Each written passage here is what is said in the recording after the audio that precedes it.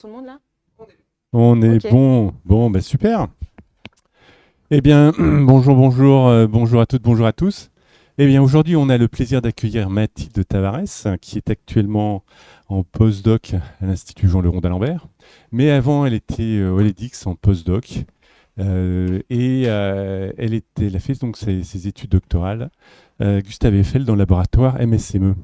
Donc, je pense qu'elle va nous parler de modélisation numérique des écoulements diphasiques. Mm. À toi, Mathilde. Oui. Alors bonjour à tous. Moi c'est Mathilde donc du coup Tavares. Pour ceux qui me connaissent pas ou qui m'ont jamais vu, je suis déjà postdoc ici en fait à d'Alembert. Je travaille avec Pierre. J'ai commencé en français. Pardon, français-anglais. Français. Donc du coup il y a des gens qui parlent pas parce que du coup j'ai posé. Donc anglais du coup moi c'est en anglais. Ok. Okay, then English it is. Okay, so my name is Mathile Tavares. So actually, I'm currently postdoc here at d'Alembert. I'm working with Pierre-Yves Lagré and Stéphane Popinet on granular flow and tsunami. But today I will talk about my work that I have done at the LADIX. So I was postdoc there with Christophe Josserand, Alexandre Limar, Stéphane Popinet, and José Maria from Seville University in Spain. And we try to develop numerical modeling of two-phase flow and two-phase flow interacting with solid surfaces. So let me start with who I am. So this is my academic background. So I did my PhD at Paris Marne-la-Vallée. So now it's called Gustave Eiffel in MSME laboratory. And the idea was to try to give models for multiscale and multi-phase flow.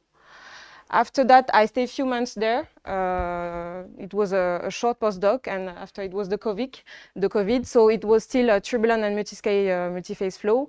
So I came back in March 2021 at the LADIX, where I model phase change with multi-phase flow. So this is the work that I will present today.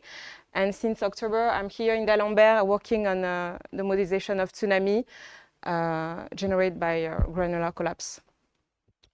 So this is my research activity. So during the PhD and the postdoc, I develop many skills and interests. And my first interest is the multi-phase flow and non-miscible, which means that I'm considering generally flows with at least two phases and they are separated by an interface. So I give you here an example of the atomization of a liquid in a gas. So this is a quite nice picture. And another interesting topic is the interaction between this multi-phase flow and solid surfaces, like here in the fog harvesting structure. Here you have also the phase change with the ice accretion on a wing and on wings. And here you have the landslide, which is a collapse of a granular matter, which rises on the sea, the ocean. So you have to understand that to be able to have this type of modelization, there is a lot of skills, a lot of things that you have to put together. And this is the idea of my PhD. So during my PhD, I did a lot of numerical modeling to be able to track interfaces, to deal with sharp interface modelization, to be able to model, for instance, here a sharp pressure field. So this is the pressure, the field pressure of the static bubble, which means that it's 0 outside and 1 inside the bubble, you see, 1 and 0 outside the bubble, and you have to be able to, so the challenge is to have a sharp representation of the pressure. Generally, what you have here is a smoothing of the pressure, and you don't want that. So my point was to develop methods that are able to have a sharp representation of the interface, because this is what we want in realistic life. So here I give you an example of a droplet which is in shear velocity, and you have the droplet which deform. And the problem here is that your interface becomes very, very thin, and you want to be able to represent this type of interface. And we develop a front tracking method to be able to do that during the PhD. And here, this is the example of the phase inversion problem. So you have, in a box, you put a droplet of, you put an oil and the water on the top of the oil, and this is an unstable configuration. And at the peak of the entropy, which means that at the peak of your vorticity, you observe this type of configuration. So this is the simulation that I was done during my PhD also. So my main research focused on multiphase flow, but the interaction between turbulence and interface, but also the modelization of multiscale and multiphase flow. And the second part is dedicated to the interaction between this flow and solids, and we can also take into account the phase change. So I give you here the example, and this is what I'm going to talk today. So let me first start with the motivation. So I was at the LADIX, and the LADIX, there is a lot of people doing experiments, and one of them is the Markenshaw, the experiment on the Markenshaw. So this is the name of this plant, the Markenshaw. And you can see that there is a funny shape of this plant. It's quite conical, and inside the cone you have some seeds. And these seeds are responsible of the reproduction of this plant. So they wanted to understand how this works properly. So you have to characterize how the droplet will come here and eject the seed. And so this is the main purpose here on this topic. So this is a topic, a picture taken by Valentin Laplot, who was postdoc at the LADIX, and you see he just isolated a cup on this plant and try to see the interaction between a droplet and this cup. And you see you can have various jet configuration depending on how the droplet will impact this plant. So this was the idea. And another type of interaction between the fluid and the solid is here. The droplet hanging on a fiber. And what you can see is depending on the properties of the liquid here that you have, the droplet, but also the size of the fiber, you can have also a different type of behavior. So this was here taken from the PhD of Elise Laurenceau. But at the LADIX, you had Pierre van der Velde, who did this type of simulation, considering also the absorption on the fiber. So this was the motivation, and our purpose for us was to give numerical modeling, because it's interesting to have also numerical modeling on this type of topic.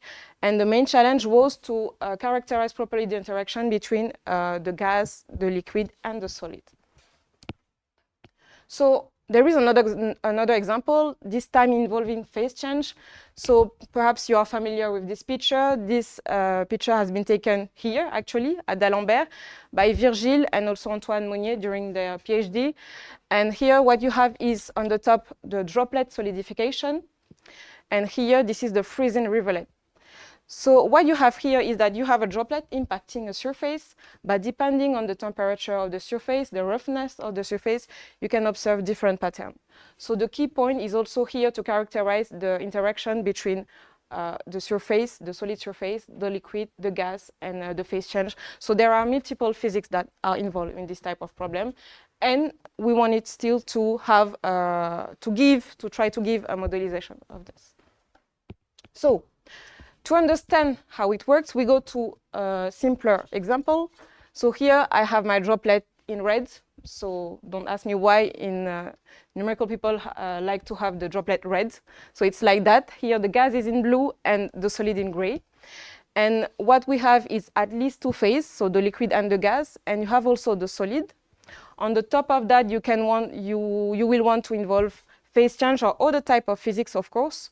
And what I give you here, it's the contact angle which characterize the balance between the surface tension. So of course, it might be simple like that in the picture, but you have different numerical challenges here. You have first to be able to track the liquid-gas interface. You have also to track the solid in the fluid. You have to deal with the interaction between the three phases. And you can also, if you want, optionally involve phase change. So these are the challenges that we are facing when we do numerics. So when the solid is flat, it's quite fine because we can remove this obstacle and just say, okay, the solid is my boundary and then it's fine.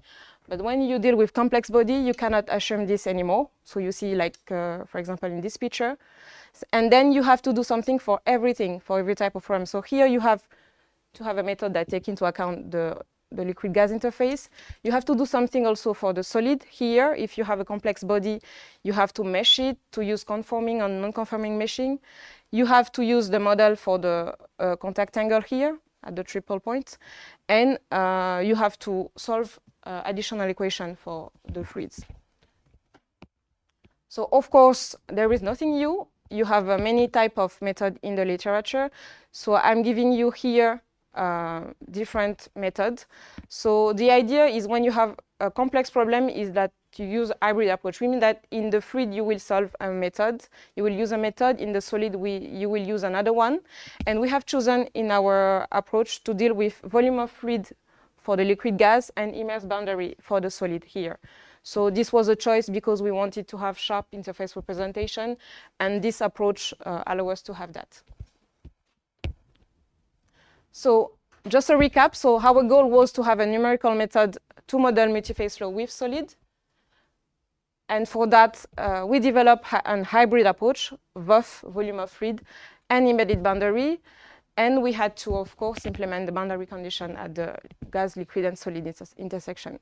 So we use here a solver that you might know or not, which is Basilisk, developed by Stéphane Popinet and other collaborators here in D'Alembert. So Basilisk is a free software program solving partial derivative equation and on adaptive Cartesian meshes. So let's go back to our problem and see how we couple the method.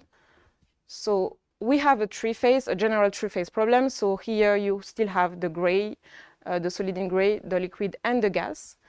And we have distinct domain here to discretize, so the liquid, the gas, and the solid. But to understand how the three-phase works, we still have to understand how the two-phase works. So first, we focus on the liquid-gas interface. And for that, in Basilisk, you have the website here.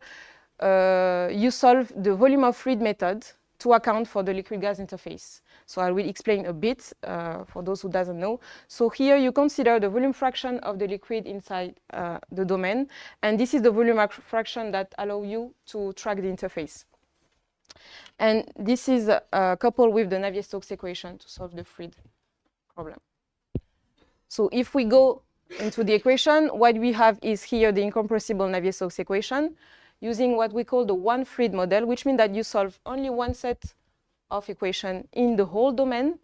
And it's coupled with the volume of fluid. Here, F is the volume fraction of the fluid. I have give here an example of the volume. For example, here in the liquid, the volume fraction is equal to 1, 0 outside in the gas. And of course, when you have a mixed cell, then you have the volume fraction, which is between 0 and 1. And you solve the advection of this volume fraction, and this allows you to describe the motion of the interface through the time. And then you have to define the physical properties like the density and the viscosity in function of this volume fraction, and this gives you this mixing law that we have here. So you see that here in your Navier-Stokes equation, you are quite familiar with that, but you have an additional term, which is here to take into account the surface tension. Okay. So I put here that it's not that simple, finally, to deal with only two-phase flow, but you have to solve this type. So I'm not going into the detail of the solver because you have everything on Basilisk if you are interested in it. I'm just giving you a few pieces. Here we use a projection approximate method for the pressure. This is the Bell-Colella-Glass second order scheme for the advection of the term advection term of Navier-Stokes. The viscous term is fully implicit, and we use a collocated grid, which means that we have all our variables which are solved on the same point here with AMR. We use the volume of fluid and the PLIC1 piecewise linear interface reconstruction, because here you see the interface here is represented by line, by geometric line, and the split advection method. So for the surface tension, we use what we call the continuous surface force, which is that actually this is this term that I use to deal with the surface tension, and the eighth function for the curvature calculation. So this was for the two-phase problem. Now we have to take into account the solid. So here I have represented the solid in the liquid. And to do so, in Basilisk, we use what we call the embedded boundary method. So this is done to account for the fluid-solid interface tracking. And how does it work? So you just take a cell that you want to discretize here. You have what we call a cut cell because it's cut by a solid. So for this cell, you will have to compute the geometric properties of these cells. So you calculate the phase fraction, the solid and fluid fraction. And once you have all these properties, then you are able to discretize your operator, your Navier-Stokes operator in a cut cell. So here I give you another volume fraction, which is C. And C corresponds to the fluid volume fraction in the cut cell, which means that C is equal to 1 in the liquid and 0 in the solid, which means that when C equal to 0, you are in the solid and then you are not doing Navier-Stokes anymore. So if I give you here an example of the viscous term, and this is how you discretize the viscous term in using the finite volume. So you integrate this quantity over the volume of the cut cell. Of course, you consider only the fluid because you are not solving Navier-Stokes in the solids. Then you decompose, so you use the divergence theorem and it gives you this term. And to do so, you have to compute this term on all faces of your cut cell. And you see here, so this is something quite common, but you see here that this term is the divergence of the velocity. The gradient of the velocity at the cut cell interface between the liquid and the solid. And here you have to do something because it's your boundary condition that gave you this term, and it's quite the most difficult part actually of the cut cell method. So we have to do something, and we use what has been developed in Johansen and Colella for the embedded boundary. So for this cell, where you have the boundary condition, let's assume a Dirichlet, you have to do something to have a gradient of your quantity which is accurate enough, at least second order, and we use this method, which is the extrapolation method of Colella, which allow you to have a gradient which is second order. So I give you here the definition of the gradient when you have no slip, Dirichlet boundary condition, but we have extended this formulation to Neumann and Navier boundary condition. It's not very complicated, it's a bit tricky. We use the same approach. You have, for instance, here, if you have a Navier boundary condition, this is what you have, the derivative of the velocity, of the tangential velocity over the normal, and it depended on velocity at your interface, and lambda, which is the slip length. And we have developed a way to integrate this Navier boundary condition directly in the older formulation. So, which means that depending on the coefficient lambda, you derive to no slip or Navier slip boundary condition. So if lambda is equal to infinite, you have Neumann. If lambda is equal to 0, then it's no slip. And if lambda is between 0 and infinite, then it's Navier slip boundary condition. So we have extended this formulation to every type of boundary condition to be able to deal with every type of boundary condition. So this is the Taylor-Quate flow with different boundary conditions. Here you have Neumann, Navier, and no slip boundary condition. And what is nice here is that you have the analytical velocity and you can compare to your numerical one. So here you have two cylinders, which are defined, two solid cylinders, and inside you have the fluid flow. And we compare the analytical and the numerical simulation. So on the left here you have the comparison between the free slip and the no slip and the analytical velocity. So you see that it matches quite well. And on your right, you have the comparison between numerical and analytical using Navier slip and different value of lambda value, you see.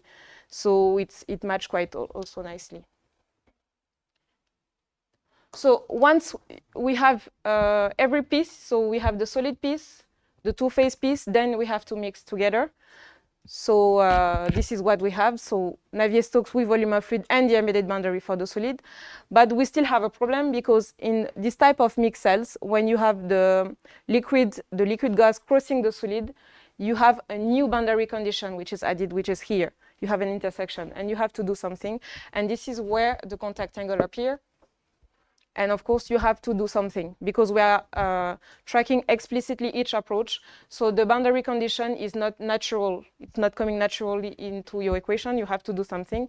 And that's where we develop an algorithm able to track that point, that triple point.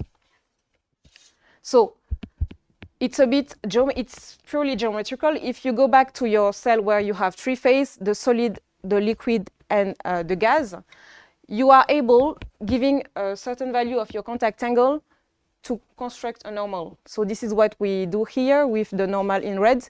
We can construct this normal depending on the value of the contact angle that we want to impose. And given this value of this normal, we extrapolate this normal into the Gauss cell, the solid cell actually. So the Gauss cell is the fluid which is not really existing, but we extrapolate this fluid into the solid cell in order to impose the proper value of the contact angle at our interface. So I took this example of the slot geometry because the geometry is quite, it was not a random geometry to see if we are able to do it. So if your liquid is initially at rest and you want something like more like that, 90-degree contact angle, we start our algorithm, and this is what you observe. Okay, so in the mesh, so you see that it will at the end converge to the value of the contact angle that you have imposed here, 90 degree. So we did some validation, of course. The first one was the droplet on the cylinder here. This is nice because you also have analytical value of the radius, for example, the spreading radius. And here we compare the analytical radius and the numerical one with different contact angle, you see, to see if there is a good match between the analytical and the numerical value. So it gives that. For 60 degree, you have the contact angle that will finally converge to your imposed value of the contact angle.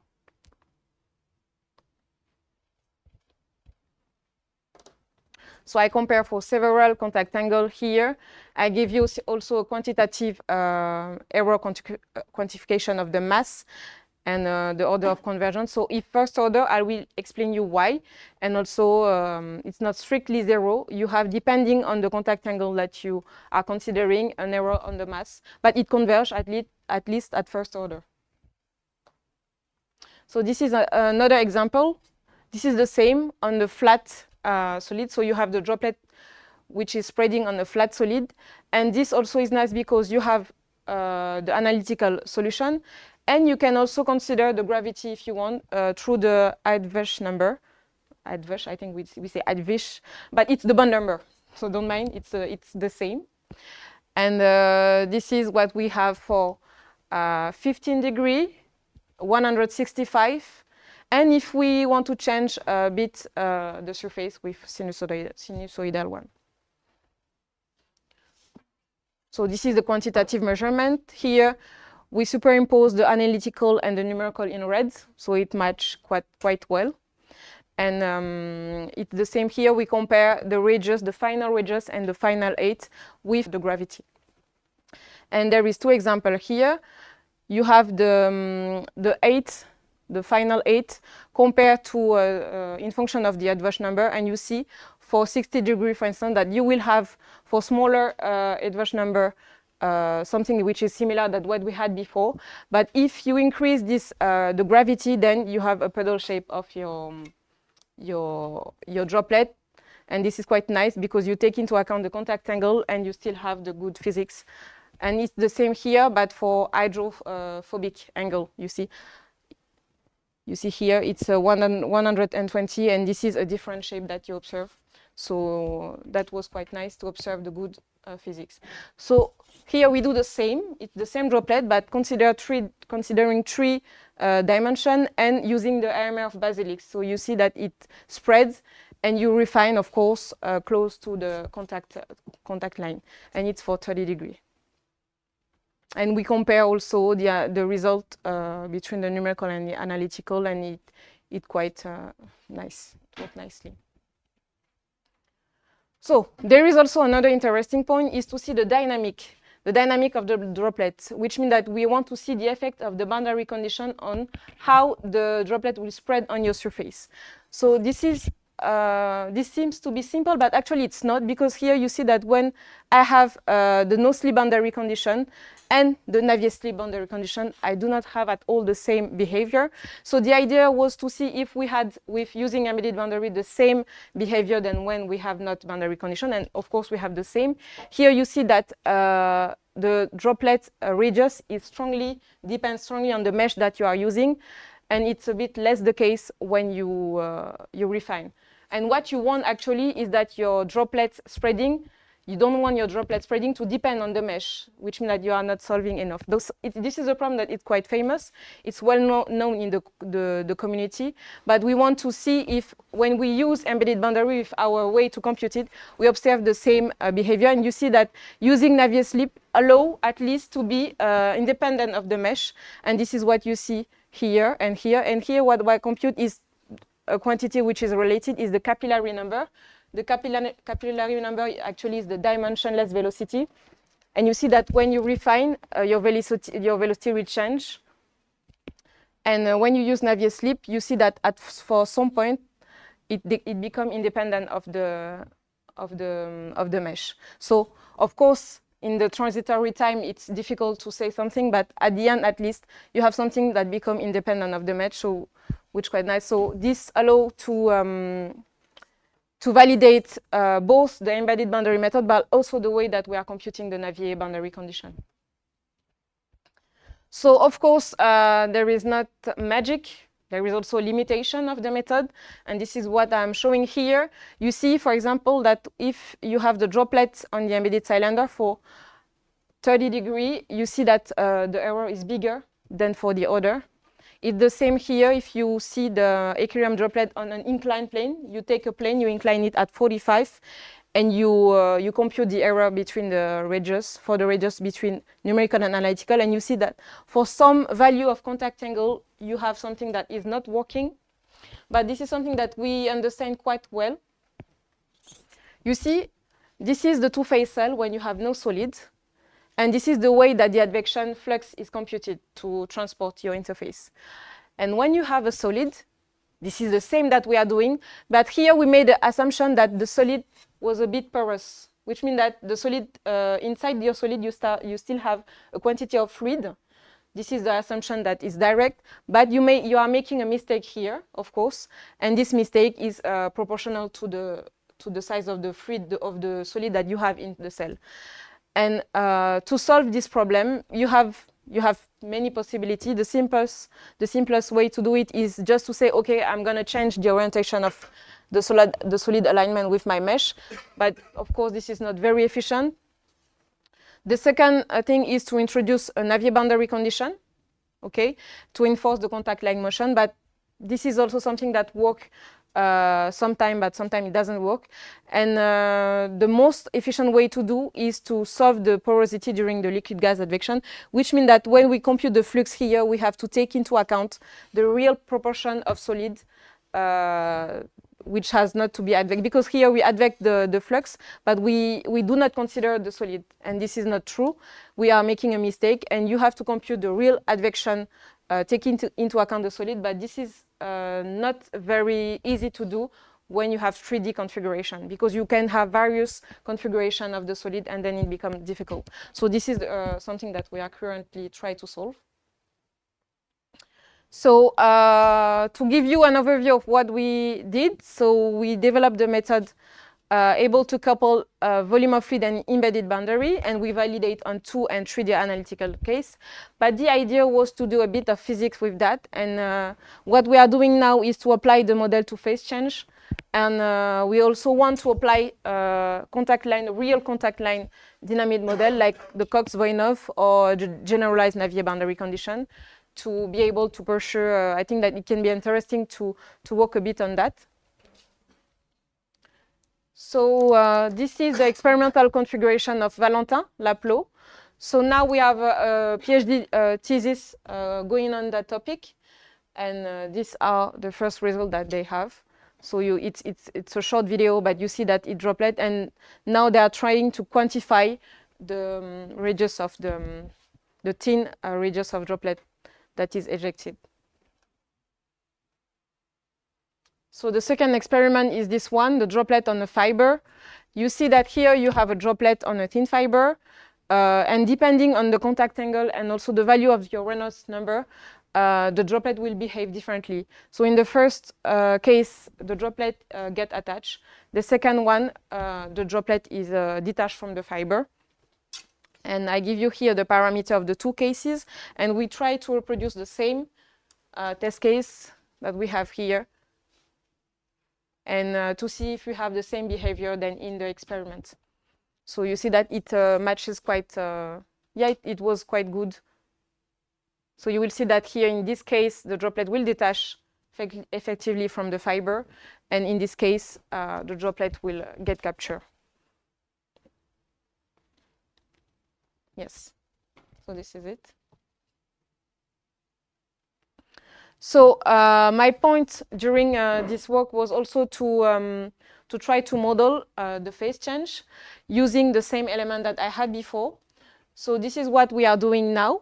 So Alexandre Lima was postdoc working on this topic before me. So he developed a hybrid level set and embedded boundary to take into account the solidification and melt problem. But in the case of Alexandre, we didn't have free surface, which means that he was able to deal with a liquid-solid, solid-liquid phase change. So no free surface. So my point here was to use what I have done so far and to add it to what Alexandre has already done to have a full droplet solidification modeling. So now we have to solve on the top of what I have already shown. We have also to solve the heat equation. So Alexandre chose to work with the two heat equation, which means that he is solving the heat equation in the liquid and in the gas, which is different than the one fluid model I have shown before. And he had also the Gibbs-Thomson boundary condition because he wanted to be able, let me show you, to reproduce this type, the dendritic growth of a crystal. So you cannot do this if you have not the proper boundary condition at the interface. And this is linked to this Gibbs-Thomson boundary condition. Here you are saying that the temperature of your front will also depend on the curvature and the velocity at the interface, so which is crucial if you want to do a crystal.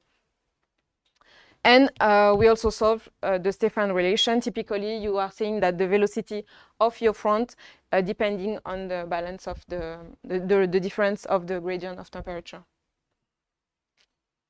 So, but it's still numeric, so we have to do something for the boundary condition. But here we use the same Dirichlet approach. Here the quantity is no more the velocity, but the temperature.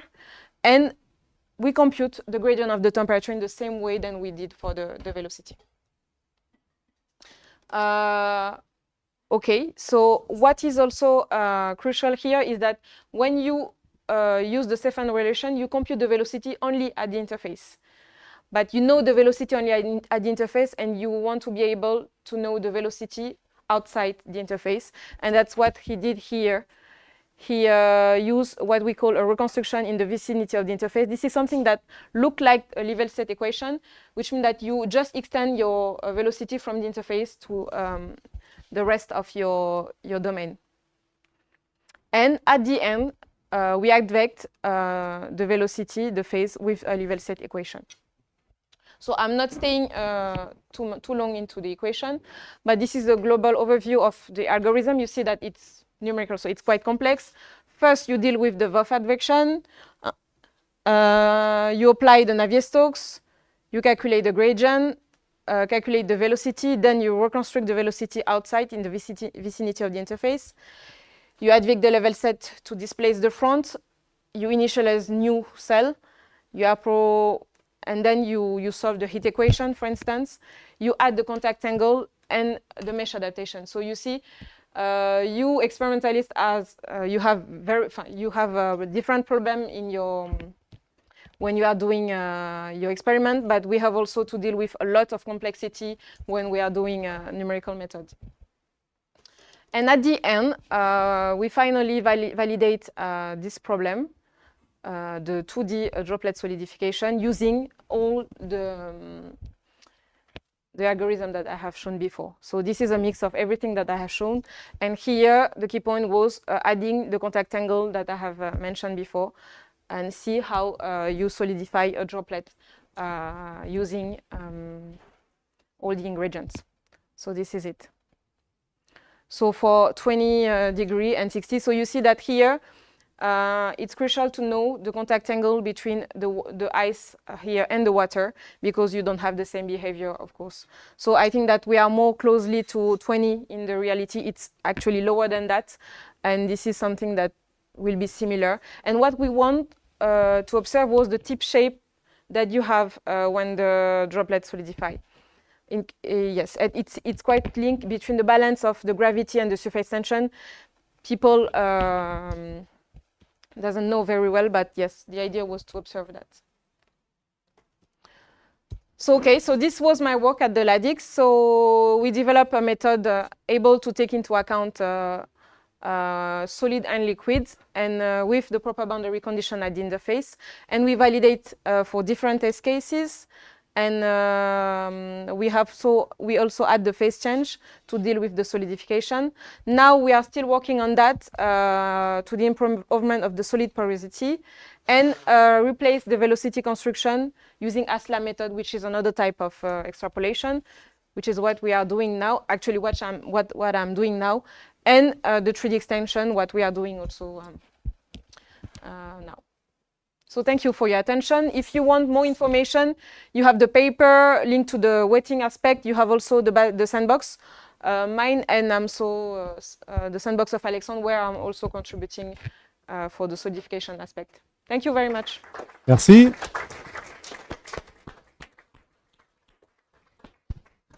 Merci. Some question in the audience? Yes.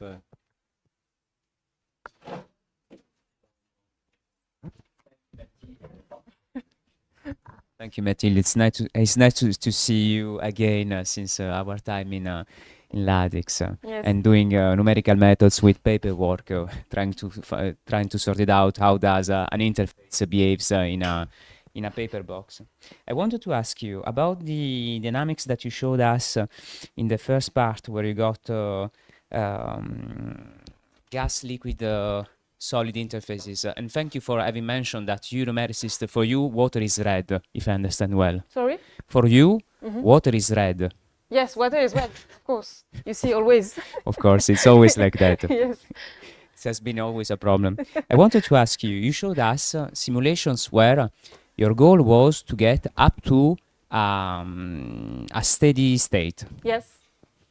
So in most of the cases, if I understand well, you start from a configuration that is not equilibrium, Yes. and afterwards you wait enough in order to see an equilibrium solution. Yes. I wanted to ask you, what is the sense of the transient in your simulation, if your transient state has a physical sense or not? Okay. And the second one, can your method be employed in in a system where dynamic wetting is important, such as a droplet on an inclined plane? Thank you. Yes. Okay. So this is what I'm showing here, actually. Here, typically, you have the steady state, and here the transient one.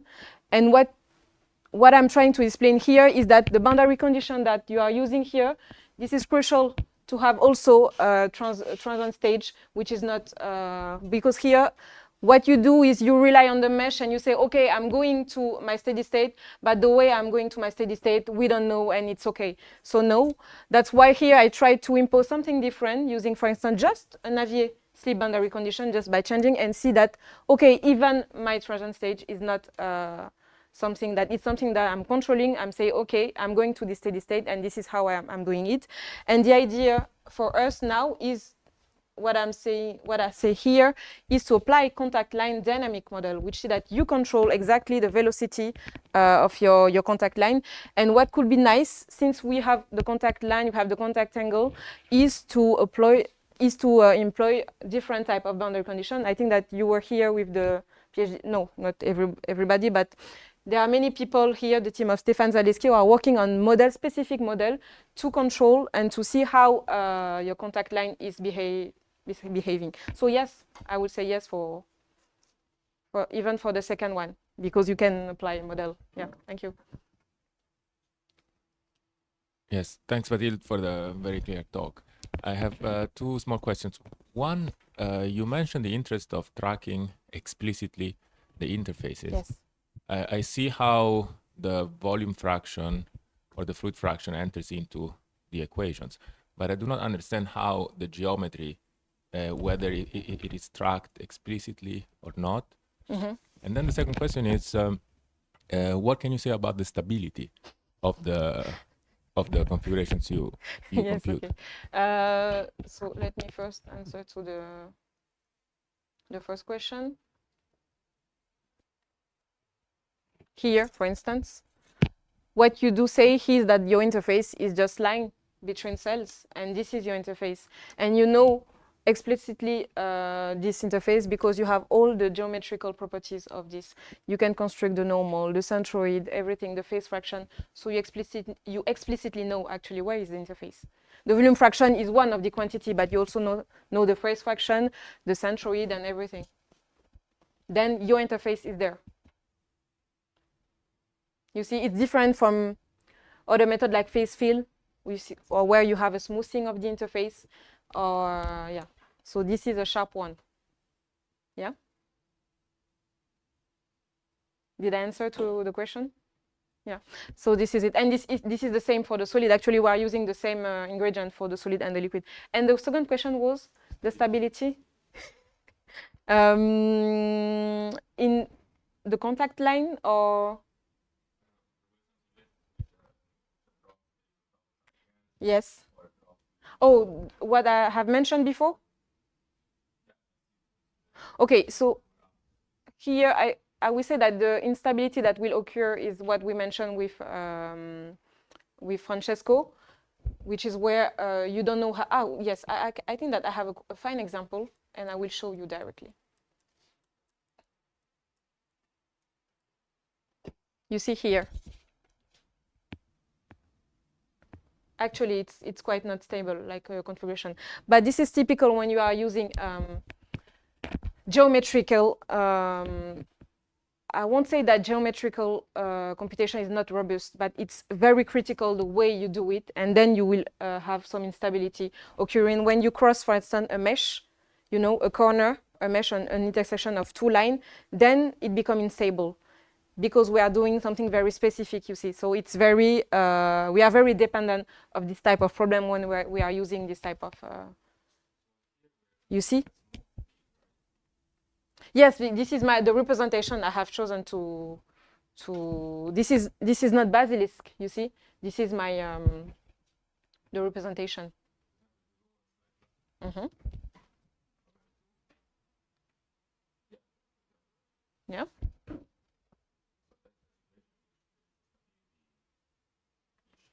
Yes, but here I control everything because I'm saying I'm imposing the contact angle. I'm saying, okay, you go to 90 degrees, you go to 30, you go to 20, okay? And at the end, you see, you solve everything, and it taking into account this boundary condition, so it works if the boundary condition is actually respected. Why is not? Okay, because here, this is what because here I'm studying what I imposed. The idea here was to test if the algorithm was working. So my point here is to say, okay, I want 120 degree contact angle. So go to that. Is it working or not? Okay. In real configuration, a very physical one, then like the fiber, then you have other problem. Like this one here. I still impose my contact angle, okay? But you have other phenomena involved which can destabilize or not, or stabilize the configuration. For instance, here, typically the Reynolds number. So even if I'm saying, okay, it's hydrophilic and hydrophilic surfaces, then your droplets should behave on the top of the fiber. But you have also the Reynolds, the Froude, and the Weber number. So if you increase the Reynolds number, of course you destabilize the droplet and the droplet detached from the fiber. But the first case I was showing was analytical one, just to make sure that I know how to compute properly the boundary condition. Yeah. I have two questions. Yes. The first one is when you showed the error on the 30-degree Yes. contact line. Mm-hmm. Does For that the still, droplet? does it still converge with the grid, or is at 30-degree the error is? No, actually, it's not dependent on the. If you refine the mesh, it will disappear. Okay. It will be reduced. That's why what you have here, I didn't show actually the convergence, because I have plot in the article. You will see there is a convergence which is quite between first and second order on the error that you are making. And the second question is, let's say, consider a hypothetical situation where you have a core simulation, so you're not resolving the slip length or something. Yes. So without embed, usually you use no slip with some numerical slip due to VOV, which I guess you can do in your case, but the problem is the numerical pinning of the contact line. So is there a way to do, let's say, what's the most robust way, in your opinion, to do core simulation with where you can avoid problems of the numerical pinning? Of the pinning? Yeah. Of course. For me, the only way to do it properly is to solve properly the flux advection. I think that if you, where is it? Yes, here. If you solve this problem, then I think it disappears completely. At least this one. I think it will disappear. This is the main drawback of this.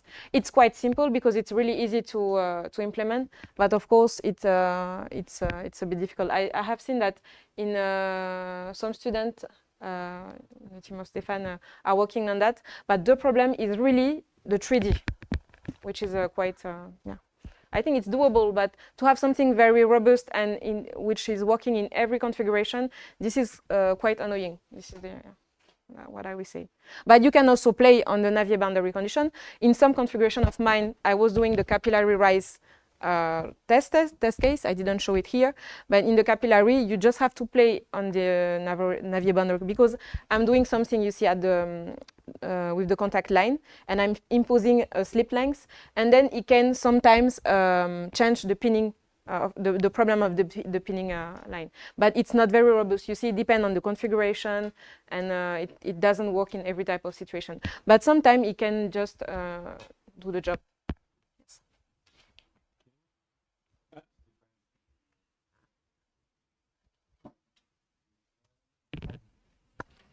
Oh, thank you, Mathilde, for a very interesting seminar. I just want to make a general comment, is that to me it seems that the main problem with contact line is the existence of spurious solutions or instabilities. And if you try to push a meniscus even through a flat channel, with flat walls, if it's inclined with the grid and for certain ranges of capillary and honest organ numbers, you suddenly have large spurious currents that develop. And I think it's a general problem. There is the surface tension method is giving too much energy to the system. And I think it's also a problem even without contact lines, with the surface tension in the various methods that we use. They are bringing too much energy in the system. And I think it's a long-term problem which is very difficult to solve. Thank you.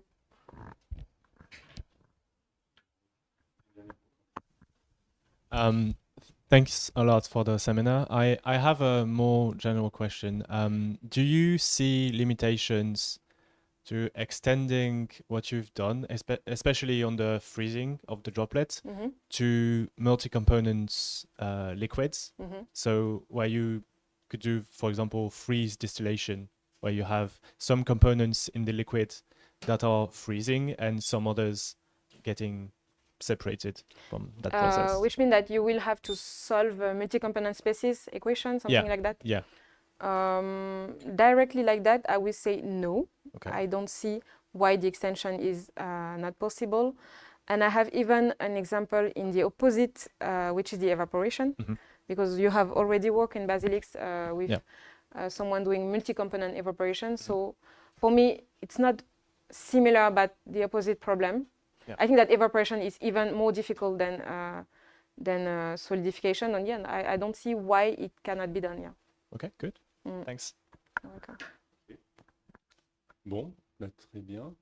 Bah, écoute, encore merci Mathilde.